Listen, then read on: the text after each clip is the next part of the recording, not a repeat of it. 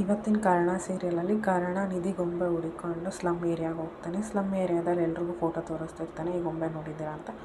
ಆಗ ಒಂದು ಚಿಕ್ಕ ಹುಡುಗ ಬಂದು ಈ ಗೊಂಬೆನ ಅಂತ ಆಶ್ಚರ್ಯವಾಗಿ ನೋಡಿ ಅದಾದ್ಮೇಲೆ ಅಲ್ಲಿಂದ ಓಡೋಗುತ್ತೆ, ನಂಗೆ ಗೊತ್ತಿಲ್ಲ ಅಂತ ಕರ್ಣ ಅವನಿಂದನೇ ಓಡೋಗ್ತಾನೆ. ಆ ಹುಡುಗ ಹೋಗಿ ದೊಡ್ಡವ್ರಿಗೆ ಹೇಳುತ್ತೆ, ನಮ್ಮ ಹತ್ರ ಇರೋ ಗೊಂಬೆ ಹುಡ್ಕೊಂಡು ಯಾರೋ ಬಂದಿದ್ದಾರೆ ಅಂತ.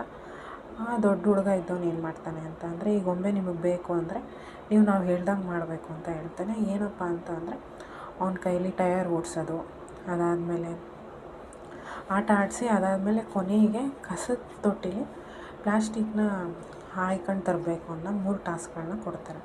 ಈ 3 ಮಾಡ್ತಾನೆ ಕರ್ಣ. ಈ 3 ಮಾಡಿದ್ಮೇಲೆ ಅವರಿಗೆ ಆ ಗೊಂಬೆನ ತಂದು ಕೊಡ್ತಾರೆ.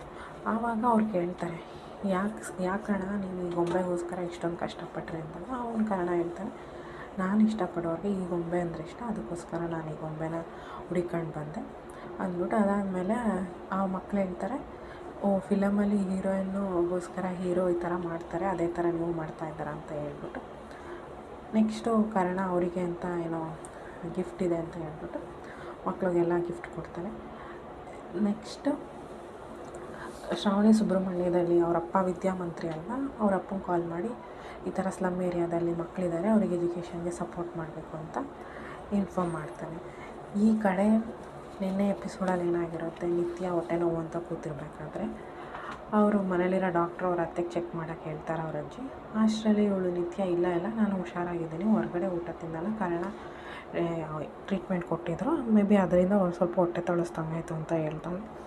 ಓಕೆ ಸರಿ ಆಯಿತು ಅಂದ್ಬಿಟ್ಟು ಅಜ್ಜಿ ಸುಮ್ಮನಾಗ್ತಾರೆ. ಅದಾದಮೇಲೆ ಡಾಕ್ಟ್ರು ಮನೆಯಿಂದ ಹೊರಟಿರ್ತಾರೆ. ಅವ್ರ ಅಜ್ಜಿಗೆ ಮಾರಿಗುಡಿ ರುಕ್ಮಿಣಿಯಿಂದ ಕಾಲ್ ಬರುತ್ತೆ. ಮಾರಿಗುಡಿ ರುಕ್ಮಿಣಿ ಅಂತ ಕೇಳ್ತಿದ್ದಂಗೆ ಡಾಕ್ಟ್ರು ಬಾಗಿಲಲ್ಲೇ ನಿಂತ್ಕೋತಾರೆ. ಈ ತಿಂಗಳು 17ನೇ ತಾರೀಕು ಮಾಕಾಳಮ್ಮನ ಜಾತ್ರೆ ಐತೆ, ನೀವು ಬರಬೇಕು ಅಂದಾಗ ಅವ್ರ ಅಜ್ಜಿ ಸರಿ ಆಯಿತು ನಾನು ಬರ್ತೀನಿ, ಈ ಸಲ ನಾನು ಗ್ರ್ಯಾಂಡ್ ಪೂಜೆ ಮಾಡ್ತೀನಿ ಅಂತ ಹೇಳ್ತಾರೆ. ಇದನ್ನು ಕೇಳಿಸ್ಕೊಂಡಿದ್ದವ್ರತ್ತೆ, ಇಲ್ಲ ಇವ್ರನ್ನ ಅಲ್ಲಿಗೆ ಹೋಗ್ಬಿಡ್ಬಾರ್ದು, ಅಲ್ಲಿ ಹೋಗಿ ಬಿಟ್ಬಿಟ್ರೆ ನನ್ನ ಸೀಕ್ರೆಟ್ ಎಲ್ಲ ಗೊತ್ತಾಗ್ಬಿಡುತ್ತೆ, ಎಷ್ಟು ದುಡ್ಡು ಖರ್ಚಾದರೂ ಪರವಾಗಿಲ್ಲ, ಇವ್ರನ್ನ ಅಲ್ಲಿಗೆ ಹೋಗ್ದಾನೆ ನಾನು ಸ್ಟಾಪ್ ಮಾಡಬೇಕು ಅಂತ. ಇಲ್ಲಿ ಹಾಸ್ಪಿಟಲಲ್ಲಿ ಆಶಾಲತಾ ಮತ್ತು ಅವ್ರ ಅಸಿಸ್ಟೆಂಟ್ ಇರ್ತಾರಲ್ಲ, ಅವರಿಬ್ಬರು ತುಂಬ ಬೇಜಾರಾಗಿರ್ತಾರೆ. ಕಾರಣ ಸರ್ ನಿಧಿಗೆ ಮೋಸ ಮಾಡಿಬಿಟ್ರು ಅಂತ. ಅವನ ಅಸಿಸ್ಟೆಂಟು ತುಂಬ ಬೇಜಾರಾಗ್ತಾನೆ. ಕರ್ಣ ಸರೇ ಹನಿಮೂನ್ ಪ್ಲ್ಯಾನ್ ಮಾಡಿರೋದು ಅಂತ ಗೊತ್ತಾಯಿತು, ಕರ್ಣ ಸರ್ ನಿಧಿಗೆ ಮೋಸ ಮಾಡಿಬಿಟ್ರು, ನಿಧಿನ ಅವರು ಲವ್ವೇ ಮಾಡಿಲ್ಲ ಅಂತ ಆಶಾಲತನ ಹತ್ರ ಹೇಳಿದಾಗ ಆಶಾಲತಾ ಇಷ್ಟೇ ಕನ್ವಿನ್ಸ್ ಮಾಡೋಕ್ಕೆ ಹೋದರೆ ಅವ್ನು ಕನ್ವಿನ್ಸ್ ಆಗೋಲ್ಲ.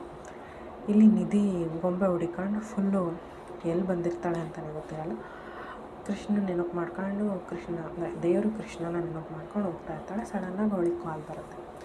ಯಾರು ಕಾಲ್ ಅಂತ ಅಂದರೆ ಅದು ಅವಳು ಫೋನ್ ರಿಪೇರಿ ಕೊಟ್ಟಿರ್ತಾಳಲ್ಲ, ಅವ್ರು ಕಾಲ್ ಮಾಡ್ತಾರೆ. ಈ ಥರ ಫೋನ್ ರೆಡಿಯಾಗಿದೆ, ಆದರೆ ನೀವು ಕೊಟ್ಟಿದ್ದ ಅಡ್ರೆಸ್ಸಲ್ಲಿ ಮನೆ ಸುಟ್ಟೋಗಿದೆ ಅಂತ. ಸರಿ ಸರ್ ಆಯಿತು, ಈಗಲೇ ನಾನು ಅಡ್ರೆಸ್ ಕಳಿಸ್ತೀನಿ ಅಂತ ಆ ಕಡೆ ಅಡ್ರೆಸ್ ಕಳಿಸಿ ಅವ್ರಿಗೋಸ್ಕರ ಅವಳಲ್ಲಿ ವೆಯ್ಟ್ ಮಾಡ್ತಿರ್ತಾಳೆ.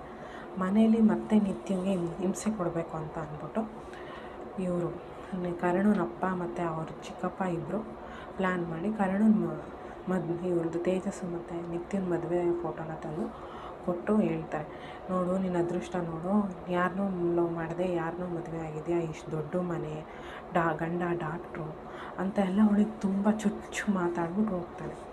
ಇದನ್ನೆಲ್ಲ ಅವನು ಕರ್ಣನಪ್ಪ ಅಲ್ಲಿ ಸೈಡಲ್ಲಿ ನಿಂತ್ಕೊಂಡು ಕೇಳಿಸ್ಕೊತಾ ಇರ್ತಾನೆ.